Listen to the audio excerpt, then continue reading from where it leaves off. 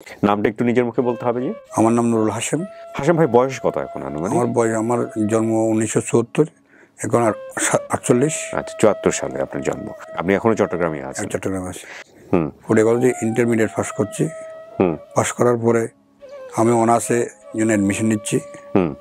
এর মাঝামাঝি একটা সবচেয়ে আমার মামাতো বোন সম্পর্কে ওনার সাথে আমার একটা রিলেটিভ সম্পর্ক হয়। তখন আমার মামাতো বোন উনি আমাদের বাড়িতে আসতো, আমি আমার নানার বাড়িতে যেতাম। এই সূত্রে আমাদের মধ্যে দুজনের মধ্যে একটা নিবিড় সম্পর্ক হয়। নিবিড় সম্পর্ক, উনি আমাকে ভালো লাগতো, আমি ওনাকে ভালো লাগতাম। এর মধ্যে আগে তো ভাই বোনের মধ্যে সম্পর্ক ছিল, কিন্তু এক পর্যায়ে আমাদের মধ্যে মন দেওয়া নেওয়া শুরু হয়েছে। শুরু হওয়ার পর এখন উনি বারবার আমাদের বাড়িতে আসতো, আমি ওনাদের বাড়িতে যেতাম। এক পর্যায়ে আমার নানি আমার মাকে বললো, তোমার ছেলেকে এখানে আসতে বারণ করিও। আমার মা বলছে, কী আমার ছেলে এখনও তো ছোটো, মাত্র ইন্টারমিডিয়েট পাস করছে, কী সমস্যা? বলছে না, আমার চোখে এগুলো ভালো লাগতেছে না। তখন আমার মা আমাকে ডেকে বলছে, তোমার নানি এরকম বলছে। না, আমার নানি আমি যাই না কী জন্য, আমি যাই, আমার মামা তখন আছে, আমি ওনার পড়াশোনাটা একটু দেখি, পড়তে বসলে উনি আমি একটু দেখি, এটাই তো আমার এখানে। হয়তো না, তোমার অন্য কোনো এক কমপ্লেন আছে। আমি কিসের কমপ্লেন আমার ব্যাপারে? এমন এক সময় যখন আমি অনার্সে ইয়ে করছি, তখন আমার একটা চিঠি আমার ভাবি পেয়ে ফেলছে। বাসায় তো হাসাহাসি করতেছে সবাই। আমি বলছি, কী সমস্যা, আমাকে নিয়ে তোমরা হাসছো কেন? হয়তো না, আমি হাসতেছি। এখন ভাত খেতে বসলাম, তখন আমার মা এসে আমাকে বকা শুরু করলো। হঠাৎ কোনো এই তোমাকে এখানে রাখবো না, তুমি এরকম করতেছো। আমি মা, আমি কী করতেছি? এখন আমার মা আমার এদিকে না বলে আমাকে, তুমি রাজনীতি করতেছো, তোমার অনেক কমপ্লেন আসতেছে, বুঝছো? এখন তোমার বড় ভাই বারবার আমাকে ইয়ে করতেছে। আমি যে মা, আমি রাজনীতি করি, আমি তো কোনো অসুবিধা করতেছে। হয়তো না, তোমাকে বিদেশ চলে। আজ মা, আমি ব্যবসা করবো এখানে, আমার আব্বা ব্যবসা করে, আমার মেজো ভাই ব্যবসা করে, আমি ব্যবসা করবো, আমি দেশের বাড়ি যাবো কেন? আসলে তো রাজনীতি করতেন না?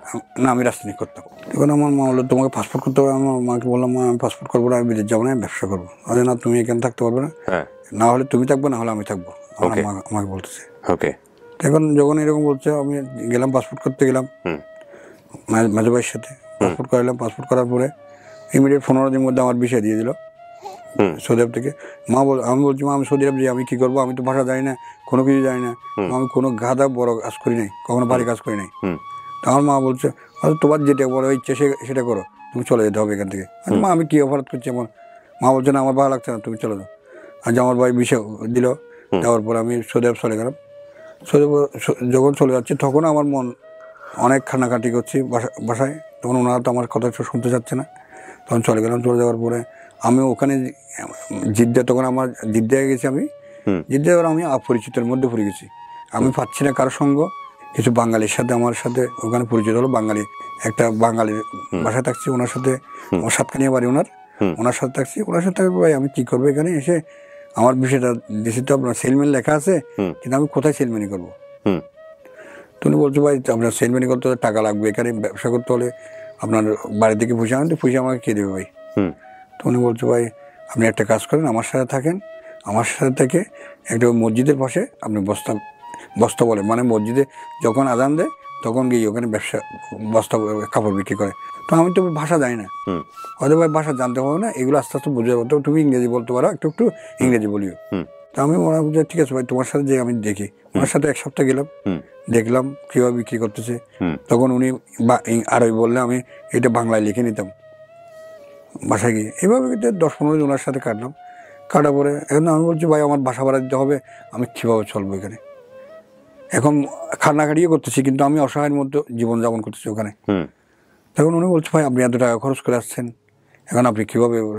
ভাই আমি টাকা খরচ করে আসছি বলছে, আমি চলে যাবো। টেলিফোন কোনো কোথাও যা করতে পারছি না, পশুরে হোসেন, আমাদের বাসাও তো টেলিফোন নেই। তখন আমার একটা চিঠি লিখলাম, তখন ফুলপ্রসঙ্গ আমার মাকে, আমার এখানে ভালো লাগতেছে না, আমি চলে যাবো, আমি কোনো বস্তুতে গিয়ে করতে পারছি না এখানে, আমি কোনো হেল্প পাচ্ছি না, আমার ভাষাগুলো আমি ইয়ে করতে পারছি না। তখন আমার মা সেই হওয়ার পরে 1 মাস পর আমাকে উত্তর দিল, বাবা তুমি এখানে আসিও না, আমি তোমার জন্য অনেক ঋণ করে তোমাকে বিদেশ পাঠাইছি। এই কথাটা আমার মা বলছে। বলার পরে মার চিঠি পেলাম। চিঠি পাওয়ার পরে আমি অনেক কান্নাকাটি করলাম ওখানে। কান্নাকাটি, তখন আমি অনেক সুন্দর ছিলাম দেখার মধ্যে, সুন্দর ছিলাম। তখন আমার সাথে আমার পাশে এক সোমালি মহিলা থাকতো, উনিও ব্যবসা করতো ওখানে। ওনারাও ওই এরকম ব্যবসা করতো, সোমালি, নাইজেরিয়ান, ওনারাও ব্যবসা করতো। এর সাথে আমার ওই সোমালি মেয়ের সাথে পরিচয় হয় আমার কি নাম ছিল ওর? শোনা যায় ওনার নাম মুসলিম। মুসলিম। আচ্ছা। ওনার সাথে আমার পরিচয় হয়। তো উনি আমাকে অনেক দুষ্টুমি করতো আমার সাথে, দুষ্টুমি, আমি ওনার সাথে দুষ্টুমি করতাম। ওনার সাথে এমন সময় আমার একটা বন্ধুত্ব, গভীর বন্ধুত্ব তৈরি হয়ে যায়। তখন আমাদের বাঙালি ভাইয়া যারা ছিল ওনারা আমাকে বলতো কি তুমি আসার সাথে তোমার সাথে এইরকম হয়ে গেলো, আমরা এতদিন আসছি আমাদের সাথে কারো সম্পর্ক সৃষ্টি করতে পারিনি। তখন আমাকে ইনভাইট করতো ওনাদের বাসা, মানে একটা গুড়িয়া নামে একটা শব্দ আছে ওখানে সৌদি আরবের মধ্যে, জেদ্দা শহরে গুড়িয়ার মধ্যে বাঙালি, ফিলিপানি, সুদানি সবাই ওখানে আমরা বসবাস করতাম ওই জায়গাতে। তখন ওনার বাসায় আমাকে ইনভাইট করতো, আমি যেতাম। তখন আমাকে কিছু ভালো মন্দ খেতাম। তখন আমাকে ঘুরতে নিয়ে যেত এখানে ওদিকে দিক। তো উনি বলতো ভাই আমার পিছনে এত টাকা আপনি খরচ করে, হয়তো আপনাকে আমার ভালো লাগতেছে। আরও বলতেছে, আরে বলতো এটা হব্বু আনা হব্বু, এরকম একটা কথা বলতো। তখন আমি বুঝতাম না মানে ভালোবাসা কি, আরবিতে যে হব্বু শব্দের অর্থ তখন আমি বুঝতাম না। তখন আমি ওদেরকে এসে বললাম, উনি আমাকে আনা হব্বু বলতেছে, আমি কি বলবো, ঠিক আছে। ওনারা হাসাহাসি করতো আমাকে নিয়ে। তখন এইভাবে মাঝখানে 1 বছর চললো, দীর্ঘ 1 বছর, মানে 96 থেকে 97 পর্যন্ত ওনার সাথে আমার সাথে 1 বছর বন্ধুত্ব স্থাপন হলো। তখন উনি আমাকে বাজারে নিয়ে যেত, নিয়ে যেয়ে ওই আপনার কাপড় চোপড় কিনে নিত বিক্রি করার জন্য। কারণ আমি আস্তে আস্তে ওখান থেকে একটু নিজে স্বাবলম্বী হতে শুরু করলাম, কিছু টাকা বাঁচতেছে, তখন রিয়াল আসতেছে, আমি শুরু করলাম। এখন আমি চিন্তা করলাম আমার মাথায় রয়ে গেছে তো আমার মামাতো বোন। আসলে আমি যতই ওনার সাথে আমার মামাতো বোন আমার স্মৃতিতে পাতা। এখন আমি অস্তিত্বে আমার মামাতো বোনের কোনো অ্যাঙ্গলে আমার মামাতোর সাথে আমি যোগাযোগ করতে পারি। আচ্ছা। এখন আমি একদিন মামাতো ভাইয়ের ঠিকানায় চিঠি লিখলাম, ওনার ঠিকানায় আমার মামাতো বোনের কাছে চিঠি লেখার পরে মামাতো বোনের চিঠি, ওই চিঠি পাইছে কিনা আমি জানি না। এখন 1 মাস 2 মাস 3 মাস এভাবে কোনো উত্তর পাচ্ছি না ওই চিঠিটার। নেওয়ার পরে আমি আমার স্কুল ঠিকানায় একটা চিঠি দিছি, স্কুলের ঠিকানায় একটা মাস্টারের নামে চিঠিটা দিচ্ছে আমার মামাতো বোনকে অ্যাড্রেস করে। মাস্টারে আমার মামাতো বোনকে চিঠিটা নিয়ে দিয়েছে। মাস্টারটা আমার পরিচিত ছিল, আমার বন্ধু, উনি আমার মামাতো দেওয়ার পরে এই চিঠিটা মাস্টার জানাজানি হয়ে গেছে আবার গ্রামের মধ্যে। আচ্ছা। তখন জানাজানি হয়ে গেছে, আমার মামা আমার আম্মাকে ডেকে নিয়ে গেছে যে তোমার ছেলে বিদেশ থেকে আমার মেয়েকে ছিঁড়ে দিচ্ছে, এভাবে স্কুলে আমার হ্যারাসমেন্ট করতেছে। তখন আমার আম্মা আমার কাছে একটা চিঠি লিখছে যে তুমি এরকম চিঠি দিছো যে কারণে তোমার মামাকে আমাকে সাথে লাগালাগি করতেছে, তুমি আর চিঠি দিও না, তুমি ওদের সাথে যোগাযোগ রাখিও না। তখন আমি আর আমার মার তো কথা শুনছি, মা কথা শোনার পর আমি আর ভালো মন্দ কিছু না। তখন আমি আর মেন্টালিটি আরও নষ্ট হয়ে গেছে আমার ওখানে। তখন 6 মাস আরও ওনার সাথে আমার সম্পর্ক নেই, আর যোগাযোগ নেই। ওই চিঠির পরে হঠাৎ আমার মামাতো বোন আমাকে একটা চিঠি লাগলো যে আপনার সাথে আমি দীর্ঘদিনের সম্পর্ক করে আজকে আমি হ্যারাসমেন্ট ছিল, আমার সাথে বিভিন্ন জায়গায় আমার সাথে প্রস্তাব আসতেছে, আমি কী করব। তো আমি ওনাকে আমার চিঠির উত্তরটা দিলাম, ওই আপনার যেরকম, যদি আমি তো এখান থেকে আর যেতে পারবো না, এখানে যেতে গেলে অনেক টাকার দরকার আছে, এখন আমি তো যেতে অনেক সময় লাগবে। 97-98 সাল করে গেলো। এর মধ্যে বেশখানে আবার রিলেশনশিপটা গ্যাপ হয়ে গেলো ওনার সাথে, কিন্তু আমার সাথে সম্পর্কটা এখন আমার সব অল ইন অল। মানে সোমালিয়ার মেয়েটার সঙ্গে আপনার খুব গভীর সম্পর্ক হয়েছে। এভাবে মধ্যে হঠাৎ করে উনি আবার একটা আমাকে চিঠি লিখলো আমার মতো যে আমাকে বিয়ে করতে হবে, না হলে আমাকে ওনারা ঘর থেকে বাইর করে দেবে। তখন আমি ওনাকে বলছি ঠিক আছে তুমি বিয়ে করে বলো, আমার কোনো আপত্তি নেই, এভাবে নেই। সেই চিঠিটা পেয়ে গেলো আমার বড় ভাই, পোস্ট অফিসটা একটা পোস্টম্যান এটা নিয়ে আমার বড় ভাইয়ের হাতে দিছে ওই চিঠিটা। তখন আমার বড় ভাই চিঠিটা দেখে তখন আমার মামাকে ডাকেছে যে আপনার মেয়ে আমার ভাইকে বিদেশে চিঠি দিচ্ছে, আমার ভাই বিদেশ থেকে আপনার মেয়েকে চিঠি দিয়ে দেখেন। তখন আমার মামা বা আমার মার মধ্যে একটা বিরাট সৃষ্টি হয়ে গেছে, ভালো সৃষ্টি হয়। তখন আমার মা কান্নাকাটি করছে, আমাকে ক্যাসেট করছে, মানে তখন তো আপনার ওডিওতে ক্যাসেট ছিল, ক্যাসেট বাবা দেখো তুমি বিদেশ গেছো, এখন তোমার মামার সাথে আমার সাথে তোমার বাবার সাথে আমার সাথে অনেক সমস্যা সৃষ্টি হচ্ছে এটা নিয়ে। তো আমার মাকে আমি একটা ক্যাসেট করে দিয়ে পাঠাচ্ছি, মা ঠিক আছে আমি আর ওইদিকে যাবো না, ঠিক আছে আমার জন্য চিন্তা করতে না, আমি মরলে এই দেশে মরে যাবো। আমার মাকে এভাবে বলতেছি, হয়তো মা তো এইভাবে চিঠি ক্যাসেটটা পাঠানোর পরে আমার মা অনেক কাটাকাটি করতেছে নাকি। এই মুহূর্তে আমি টাকা পয়সা কিন্তু পাঠাতে পারছি না। আমি টাকা খাচ্ছি, মনে হয় ওখানে বাসা ভাড়া দিতে হচ্ছে, আমার খাবার আছে, আমি তেমন রোজগার করতে পারতেছি না। করার পর আজকে থেকে ওইভাবে আমি খাটতেছি। এখন আমার মারা ছিঁড়ে দিচ্ছে, তুমি টাকা পাঠো, আমি উঠতেছি, আমি টাকা পাঠা রোজগার করতে পারছি না। এখন সবাই বলতেছে যে টাকা পয়সা ওই মেয়েটার পিছনে ভাঙতেছেন। ভাঙতেছি। তখন এবার হঠাৎ করে আমি অসুস্থ হয়ে গেলাম 98 সালের শেষ দিকে, মানে ওইটা সৌদি আরবে। ওকে, অসুস্থ হয়ে গেলাম। মানে আমার জ্বর, প্রচন্ড জ্বর, আমার জ্বর পড়তেছে না। আমি অনেক ডাক্তার দেখালাম ওখানে। ডাক্তার যতক্ষণ আমাকে ট্রিটমেন্ট দেয় ততক্ষণ আমি ভালো থাকি। তখন আমি বললাম আমার এইরকম জ্বর, আমি এই অবস্থায় তো কাজও করতে পারছি না, এখন বাসা ভাড়া দিতে পারছি না, আমি কি করবো, আমি তো দেশে চলে যেতে হবে। এখন ও মেয়েটা বলতে, আপনি দেশে কীভাবে যাবেন, আপনি এখানে থাকেন, আপনি তো বাসা ভাড়া দিতে হবে না। তখন উনি আমাকে 2-3 মাস এভাবে আমাকে এইভাবে কন্টিনিউ করলো, আমার বাসা ভাড়াটাও কন্টিনিউ করলো এবং আমার খাওয়া দাওয়াটাও কন্টিনিউ করলো। কারণ আমার অসুখটা আরে বেড়ে যাচ্ছে দিন দিন।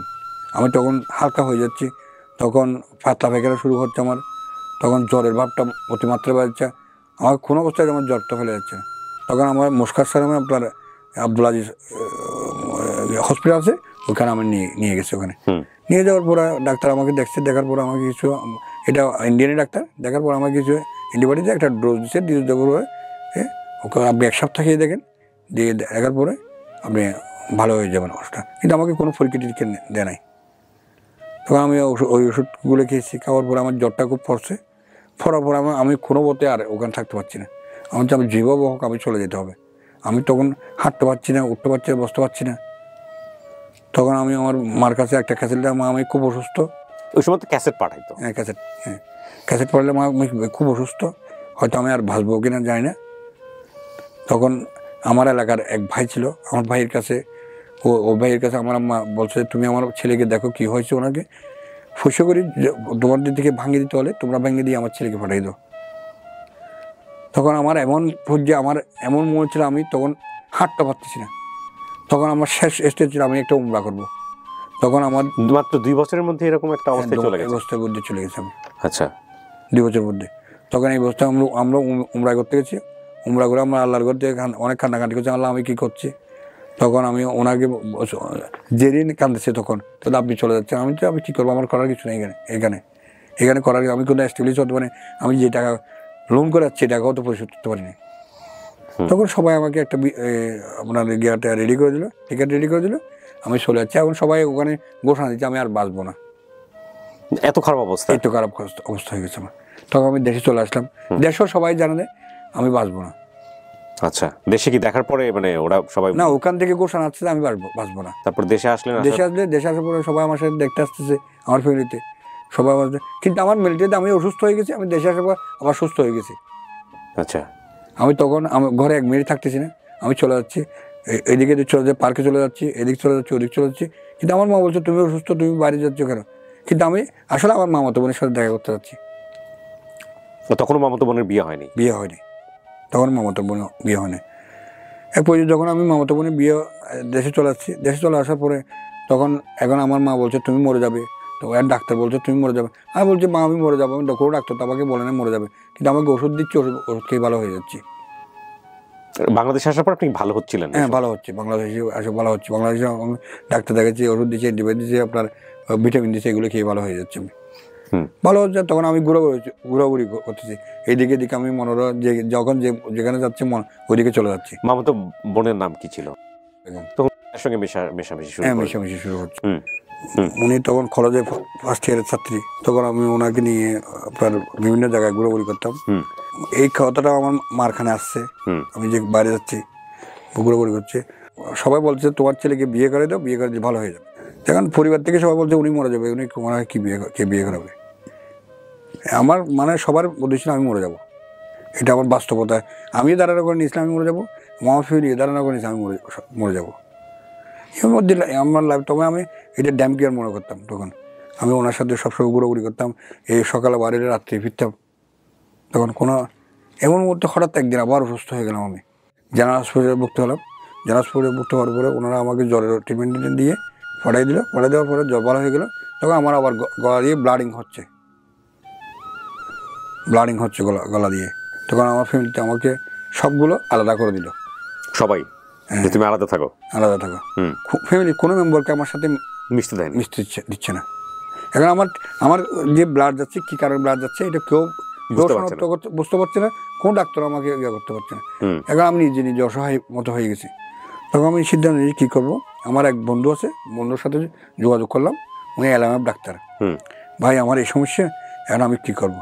তখন আমার বন্ধু এক সপ্তাহ পর আমাকে মহাখালী নিয়ে আসলো। তখন আমার যক্কা ধরা পড়লো ওখান থেকে। ট্রিটমেন্ট দিল, মানে 3 মাসের একটা ওষুধ মেডিসিন দিল। মেডিসিন দেওয়ার পরে আমি ওষুধটা শুরু করছি। তখন ওষুধটা যখন শুরু করছি তখন আমি আরও মানে পাগলের মধ্যে হয়ে গেছি। ওষুধগুলো আমার শরীরের সাথে সুইট করতেছে না। তো আমি কী বলবো, আমি কোনো অবস্থাতে ঘরও বলতে পারছি না, আমার বন্ধুকে সারা। তখন আমি আমার মামাতো বোনকে আমি শেয়ার করতাম জিনিসটা বাড়িয়ে। কিন্তু আমি তো এইভাবে, এখন আমি তো অসহায়ের মধ্যে, আমি ছটপট রাত্রে ঘুমাতে পারি না। আমি ওষুধগুলো খাওয়ার পর আমি কী করবো, আমি ওষুধ বন্ধ করে দেবো কিনা। তখন আমার বন্ধু বলছে না, তুমি ওষুধ বন্ধ করতে পারো না কখনো। কন্টিনিউ করার পরে তাই ওই ব্লাডিংটা বন্ধ হয়ে গেছে। ওই আমার বন্ধুকে নিয়ে আবার ঢাকায় আসলাম, মহাকালতে এসে পরীক্ষা দিলাম। তখন আমার নেগেটিভ আসলো রিপোর্টটা। আচ্ছা, আবার স্বাচ্ছন্দ্য বলে আমি জীবনযাপন করতেছি। করার পর তার সাথে আবার রেসিপিটি আমার মেনটেন হচ্ছে, আসা যাওয়া করতেছি। এর মধ্যে ভাগের মধ্যে সবাই বলছে তুমি বিয়ে করবে না, তোমার ছেলেকে বিয়ে করতে, বিয়ে করলে ভালো হয়ে যাবে। তো আমি চিন্তা করলাম, আমার মামাতো বোনের সাথে আমি বললাম, এখন সবাই একটা বলছে আমার বাতিজের জন্য বউ দেখতেছে, এখন আমি কী করবো। এখন তুমি আমার সাথে লাইফের সাথে জড়াইতে লাভ নাই, এখন তো আমি মরে যাবো।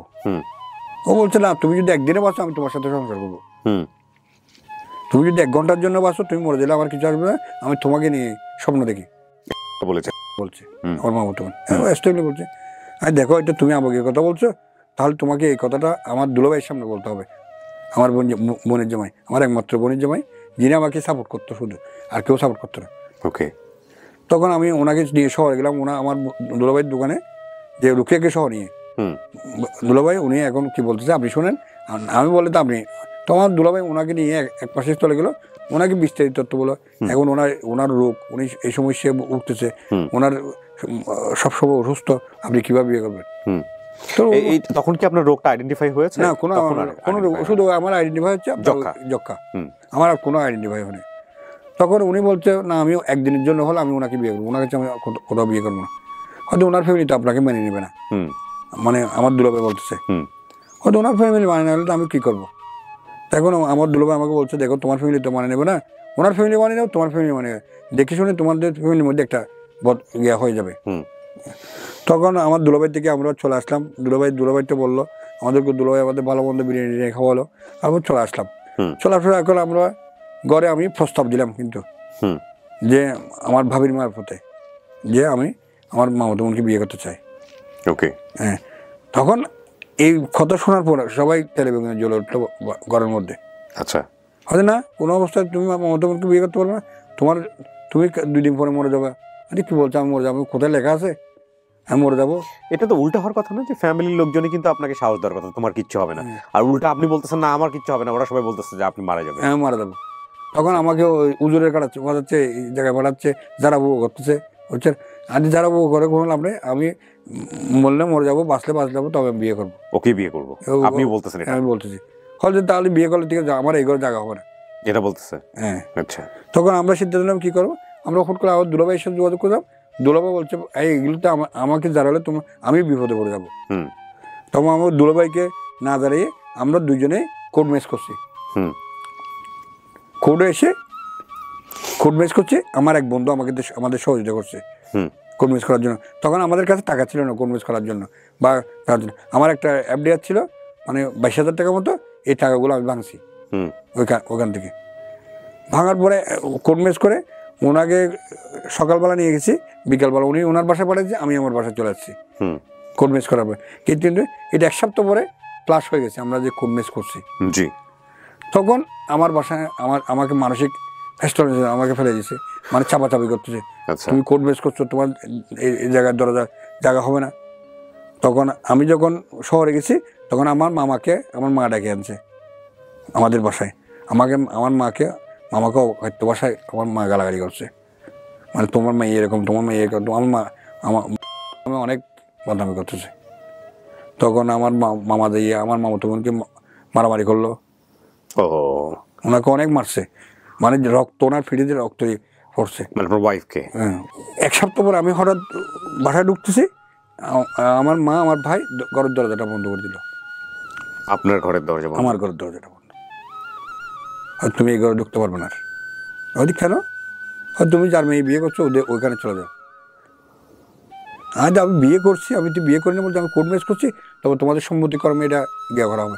আমাদের কোনো সম্মতি করা হবে, তুমি মরে যাবে। তোমার আপন মামাতো বোন? আমার মামাতো, আপন মামাতো বোন। তুমি মরে যাবে, তোমার জ্ঞাটা নেবে কে? ও, মানে ওরা ধরেই রাখছিল যে আপনি মারা যাবেন? মারা যাবে। খুবই ইন্টারেস্টিং একটা স্টোরি।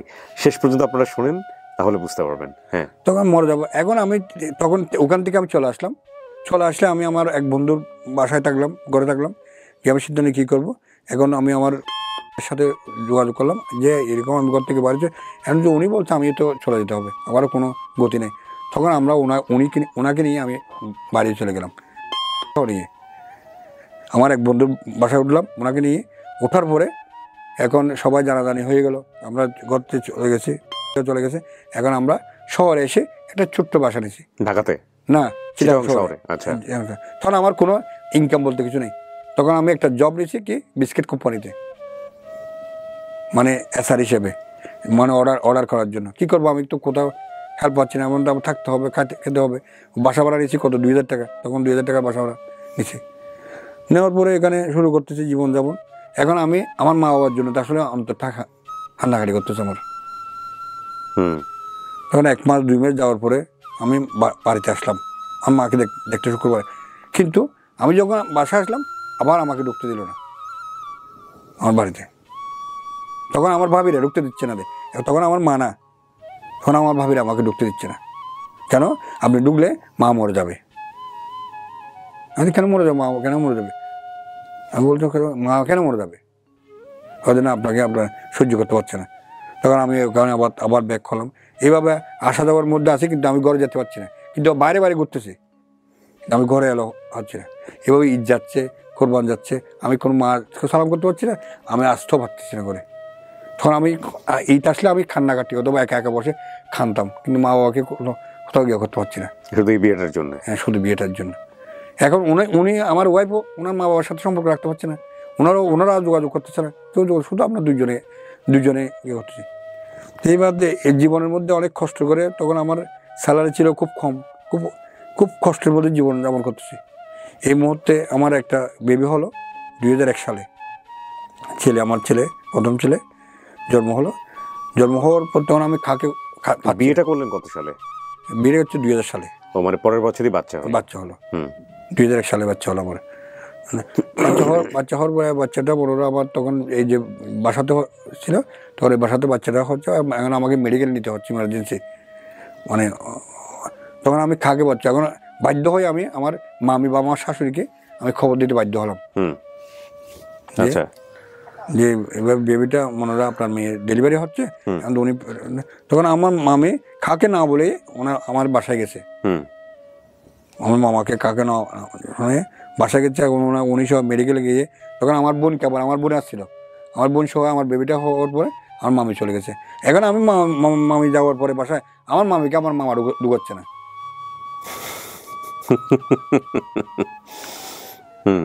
আমার মামা ঢুকছে না। যাক, আমার মামার যখন ঢুকছে না, তখন আমার মামি তো যে 2-1 দিন এদিকে এদিক করে তা ওনার বাসায় ঢুকছে। এই পর্যন্ত আর আসতেছে না বই আমার বাসায়, কেউ আমার সাথে যোগাযোগ করতেছে না।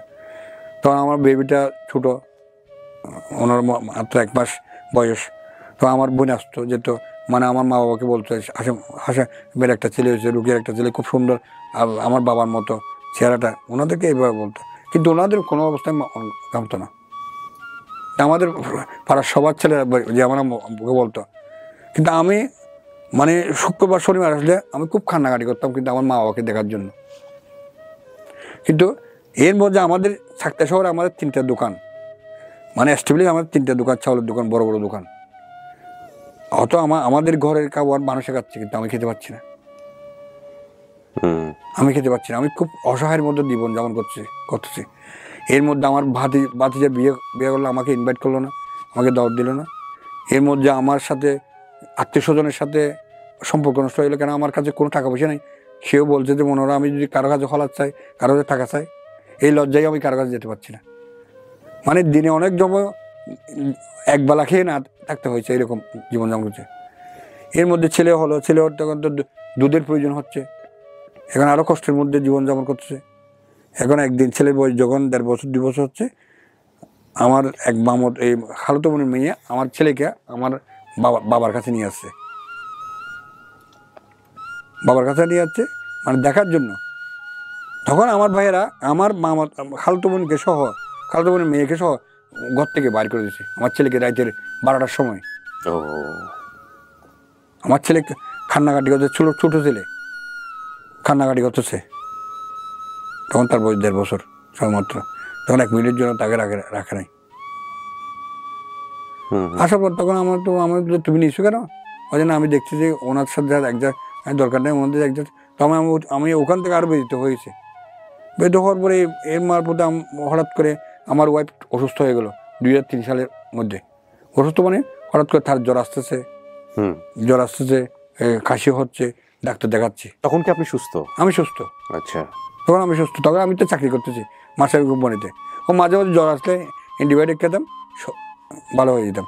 এর মধ্যে দীর্ঘ 4 বছর লিভ করছি। লিভ করার পরে কোনো অবস্থায় ওনাদের সাথে আমি কোনো কোপারেশন করতে পারছি না। কিন্তু দীর্ঘ 4 বছরের মধ্যে 8টা ঈদ গেল, কোরবান ঈদ, আমি কখনো ওদের সম্মুখে হতে পারিনি। আমার মার মুখও দেখতে পাচ্ছি না, বাবার মুখও দিচ্ছে না। হঠাৎ করে আমার ওয়াইফ অসুস্থ হয়ে বললো আবার 2005 সালে। তখন আমি ওনাকে ডাক্তার দেখালাম। ডাক্তার আমাকে অনেক পরীক্ষা নিরীক্ষা দিল। আসলে পরীক্ষা করার মতো তখন আমার অ্যাবিলিটি ছিল না, অনেক পরীক্ষা। তখন আমি কিছু আপনার লোন নিলাম, লোন নিয়ে ওনার পরীক্ষা দিয়ে গেলো। ওনার কিছু একটা স্বর্ণের চেন ছিল একটা, ওই চেনটাও আমি বিক্রি করতে বাধ্য হলাম। তখন পরীক্ষা নিরীক্ষা করার পরে ওনার কোনো রোগই ধরা পড়লো না। এর মাঝখানে আবার দীর্ঘ 2-3 মাস পর আবার হঠাৎ অসুস্থ হয়ে গেল। অসুস্থ হওয়ার পরে ওনার গায়ে ফোসকা পড়ে যাচ্ছে। আচ্ছা, ফোসকা পড়ে যাচ্ছে। ফোসকা পড়ে যাওয়ার এখন আমি কী করবো? আমি অনেক ওই আপনার কবিরাজ দেখাচ্ছি, বা আপনার আমার যাদের ওই আমাদের হোমিওপ্যাথি ডাক্তার দেখাচ্ছি যে ফোসকা কোথায় থেকে পড়ছে, অ্যালার্জিগুলো কোথা থেকে হচ্ছে, এখন কোথা থেকে হোমিওপ্যাথি ডাক্তার থেকে দেখাচ্ছি। তখন আমার বাচ্চাটাও দুধ পাচ্ছে না, দুধ পাচ্ছে না। আচ্ছা, তখন আমি কি করবো? এখন কোনো কারোর হেল্প পাচ্ছি না, আত্মীয় স্বজন। এখন নিজে শুধু একমাত্র আমার হেল্প ছিল আমার দুলাভাই। মাঝে মধ্যে ওনার দোকান ছিল, ওনার থেকে আমি কিছু সাহায্য করতো, ওনার আমাকে হেল্প করতো। এর মধ্যে এই কবিরাজ হোমিওপ্যাথি খাওয়ার কোনো কিছু হচ্ছে না, আরও বেশি অসুস্থ হয়ে গেছে। তখন আমি চিরাং মেডিকেলে ভর্তি করালাম ওনাকে। চিরাং মেডিকেল ভর্তি করালাম হয়তো 26 নম্বর ওয়ার্ডে। 26 নম্বর ওয়ার্ড থেকে ট্রান্সফার করে ওনাকে অ্যালার্জি বিভাগে পাঠিয়ে দিয়েছে। আচ্ছা, অ্যালার্জি বিভাগে ওনাকে রাখছে 2-3 দিন। তখন ওনার অবস্থা মুমূর্ষু অবস্থা, মানে ওনার জ্ঞান নেই। তখন ওনার যে অ্যালার্জি হচ্ছে, ওনার এখান থেকে অ্যালার্জি কিছু স্যাম্পল নিয়ে গেছে ওরা। স্যাম্পল নিয়ে গেছে তারপর ওনার বলছে 3 দিন পরে রিপোর্ট পাবেন। 3 দিন পরে রিপোর্ট আসার আগে উনি মারা গেছে হুট করেই। হ্যাঁ, মানে বিয়ের কয় বছরের মাথায় মারা গেল? বিয়ের আপনার 5 বছরের মাথায় 2005 সালে মারা গেছে উনি। ও মাই গড। রিপোর্টটা কাদের দেওয়ার কথা ছিল? রিপোর্টটা মেডিকেলে। আচ্ছা, মেডিকেল 3 দিন পরে দেওয়ার কথা ছিল। আচ্ছা, কিন্তু উনি 3 দিন আগেই মারা গেছে। বুঝতে পারছিলেন যে মারা যেতে পারে? এত খারাপ হয়ে গেছিল অবস্থা, নাকি হুট করে? অবস্থা খুব খারাপ হয়ে গেছিল। কারণ ওনার অ্যালার্জি, ওনার শরীর কঙ্কালের মতো হয়ে গেছিল। কোনো ট্রিটমেন্ট ধরা পড়ছিল না? কোনো ট্রিটমেন্ট দেওয়া হচ্ছে, অনেক পরীক্ষা নিয়ে হচ্ছে, কিন্তু ওনার আপনার ওই পরীক্ষা, রক্ত পরীক্ষা, যা পরীক্ষা করণীয়। ছেলের বয়স কত তখন? তখন ছেলের বয়স মাত্র 5 বছর রানিং, 5 বছর 4 বছর। বাচ্চা তখন একটাই বাচ্চা। আপনি 2001 সালে জন্ম। আপনি তখন কি করেন? তা আমি ওই মাসামি কোম্পানি চাকরি করতেছি। ওই কোম্পানিতে তখনও বাসা থেকে মেনে নেয়নি আপনাদের? না, বাসা থেকে মেনে নেয়নি। যখন আমরা মারা গেল, আমি কি করবো? আমি কোথায় নিয়ে যাবো? এখন আমার বোনকে আমি বললাম আমার ওয়াইফ মারা গেছে, এখন আমি কোথায় নিয়ে যাবো? আমার তো কোনো যাওয়ার মতো কোনো স্থান নেই, কবর দেওয়ার মতো জায়গা নেই। তখন আমার বোন বলতো ঠিক আছে অ্যাম্বুলেন্স না একটা দেখি, বাড়িতে গিয়ে দেখি। তখন ওরা এত যে অসুস্থ, ওরা আসে নাই? ওরা কেউ আসে না? ওনার পরিবার কেউ আসে নাই। উনি খুব মানসিকভাবে কষ্ট নিয়ে মারা গেছে, খুব কষ্ট। একদম অল্প বয়স, 22-23 বছর বয়স, খুব কষ্ট, মানসিক এই কষ্ট নিয়ে খুব মারা গেছে, যেটা আমি জীবনে কখনো বলতে পারবো না। তারপর লাশ নিয়ে অ্যাম্বুলেন্স নিয়ে লাশ নিয়ে আসলাম। আসার পরে আমার মা বাবাকে আমার বোন বললো, ওনারা বলছে না এখানে রাখা যাবে না। তখন আমি কী করছি, রাতটা কোনো রকমে ব্লসের মধ্যে গিয়ে করছে, আমার ফাড়ে বসে এসে ওনারা ওই আমার উঠোনের মধ্যে বাইরে রাস্তা রাখছে। রাখার পরে তারপর দিনে 10টার সময় ওনার খবর দিয়েছি, খবরের জানাজার মধ্যে তেমন কোনো মানুষ হয় নাই, কোনো আত্মীয় স্বজন আসে নাই, ওনার পরিবার থেকেও আসে নাই, আমার পরিবার থেকেও কোনো আসে নাই, মানে আশেপাশে 2-4-5 জন 10 জন মানে খবরটা দিয়ে আমি আবার শহরে আমার 4 বছর, তখন 5 বছরের বাচ্চা, তখন বাচ্চাটা কান্নাকাটি করতেছে, অত কেউ আমার বাচ্চার দিকে কেউ এক মুহূর্তের জন্য থাকছে এই বাচ্চাটা কী কোথায় যাবে। সবাই বলছে এই বাচ্চাটাকে এখানে রেখে যাও, কেউ বলছে না আপনার বাচ্চা এখানে রেখে যাও, তুমি এটা নিয়ে কোথায় যাবে, কিন্তু আমার বাচ্চাকে কেউ রাখে নাই। তখন আমি ওই বাচ্চাকে নিয়ে শহরে চলে আসতাম মাঠে দিয়ে। আসার পর আমি কী করবো দেখছি আমার বাচ্চাটাও কান্নাকাটি হচ্ছে, আমি এখন অসহায়ের মতো অবস্থা পড়ে গেছি। এখন আমার ওয়াইফের বড় ভাই ছিল, বড় ভাইয়ের বউ ছিল শহরে, আমি ওনার সাথে যোগাযোগ করছি। আমি ভাবি আমি তো আমার বাচ্চাটাকে রাখতে পারছি না, আমি কী করবো এখন। আপনারা বল, আমি তো আবার দেখার তো আমার বোনের সাথেও যোগাযোগ করছি, আমার বোন বলছে তোমার সাথে যোগাযোগ রাখার জন্য আমাকেও পরিবার থেকে বিতরিত করতেছে। তখন সে তো শুধু মা ডাকে, একটু হাঁটে, ও ছোটো করে হাঁটে। তখন আমার ভাবি মানে আবার আসলে আমি তার ঋণ কখনো শোধ করতে পারবো না আমি। সে যখন আমার ছেলেটা আমাকে ছাড়া আর থাকতেছে না, তখন আমার বাধ্য হয়ে আমার বাসাটা ছেড়ে দিতে হচ্ছে, ওনার বাসায় আমি উঠতে হচ্ছে, আমার ওয়াইফের বড় ভাইয়ের বাসায় আমি উঠে গেলাম। উঠে গিয়ে আমি এখন চাকরিতে আর জয়েন করতে পারছি না, কারণ আমি এদিকে ছেলে সামলাবো না চাকরি করবো। তখন আমার ওয়াইফের বড় ভাইয়ের আমার মামাতো ভাইয়ের একটা দোকান, মুদির দোকান ছিল, ওই দোকানে আমি চাকরি করতাম ওনার আন্ডারে। তখন চাকরি করা অবস্থায় এভাবে 5-6 মাস চলছে, কিন্তু আমি ওই রিপোর্টটা তখনও পাই নাই। মানে আপনার ওয়াইফের যে রিপোর্টটা পাই নাই, কিন্তু মারা গেছে। তখন আমি রিপোর্টের জন্য জানি ডেথ সার্টিফিকেটটা নিয়ে আসছি। হঠাৎ একদিন হঠাৎ মনে হলো কি আমি রিপোর্টটা আনতেছি না কেন, আমি রিপোর্টের জন্য গেলাম ওখানে, মানে ডেটটা মনে আছে আমার, আমি ওই স্লিপটা নিয়ে গেলাম। হয়তো আপনাকে তো আমরা খুঁজতেছি, হয়তো কেন আমাকে কেন খুঁজবেন, হয়তো আপনাকে খুঁজতেছি, হয়তো আপনার ওয়াইফ কোথায়, হয়তো আমার ওয়াইফ তো মারা গেছে, আপনারা ডেথ সার্টিফিকেট দিচ্ছেন না, ওনার বলতে আমার ডেথ সার্টিফিকেট দিচ্ছেন না আপনারা, তা আমি হয়তো আমার রিপোর্টটা দেন, হয়তো রিপোর্ট নিয়ে আপনি কী করবেন, এটা আর ওনার ওয়াইফ মারা গেছে। রিপোর্টটা নিয়েছে, রিপোর্টটা দেওয়ার পরে HAB লিখে দিচ্ছে, কিন্তু আমাকে ভালো মন্দ আর ওনারা কোনো দেয় নাই, কোনো ইনস্ট্রাকশন দেয় নাই। তো আমি চলে আসছি, আমি পকেটে নিয়ে এটা চলে আসছি, আমি এটা যন্ত্র সহকারে আমার ইয়াতে রেখে দিচ্ছি। আপনিও বোঝেন নাই? আমিও বুঝিনি, আমি তো বুঝি নাই, আমি তো মোটেই বুঝি না এটা। তো মানে বুঝতে পেরেছেন ওনার ওয়াইফ এইডস আক্রান্ত হয়ে মারা গেছে, এটা রিপোর্ট আসছে, এবং তখনও উনি বোঝে নাই যে ঘটনাটা কোন দিকে গেছে। ওনার ওয়াইফের বয়স তখন 23। এর আগে উনি সৌদি আরবে ছিল, সোমালিয়ান একজনের সঙ্গে ওনার সম্পর্ক ছিল। আমরা জানি না ফার্স্ট সোর্সটা কি ওনার লাইফের ক্ষেত্রে, বাট তখনও উনি বোঝে নাই যে ঘটনাটা আসলে কোন দিকে যাচ্ছে। ওকে, তারপরে এই মুহূর্তে হঠাৎ করে আমি একদিন অসুস্থ হয়ে গেলাম 2005 সালে, সব ঘটনা 5 সালের মধ্যে। অসুস্থ হওয়ার পরে আমার আবার জ্বর, পাতলা পায়খানা, কোনো অবস্থায় থামাতে পারছি না। তখন আমি মেডিকেল ভর্তি হলাম। মেডিকেল ভর্তি হওয়ার পরে মেডিকেল আমার এমনি স্বাভাবিক ট্রিটমেন্ট চলতে 26 নম্বর ওয়ার্ডে, কিন্তু করার পরে আমি ওখান থেকে অ্যান্টিবায়োটিক দিচ্ছে, এগুলো দিচ্ছে, জ্বর পড়তেছে, কিন্তু পাতলা পায়খানা করতেছে না। হ্যাঁ, পাতলা পায়খানা যখন করছে কী করবো, তখন আমাকে আমার ওই বন্ধু যে ডাক্তার জাকিরিয়া, উনি বলছে ভাই একটা NGO-তে যেতে হবে। কোথায়? মুরাদপুর।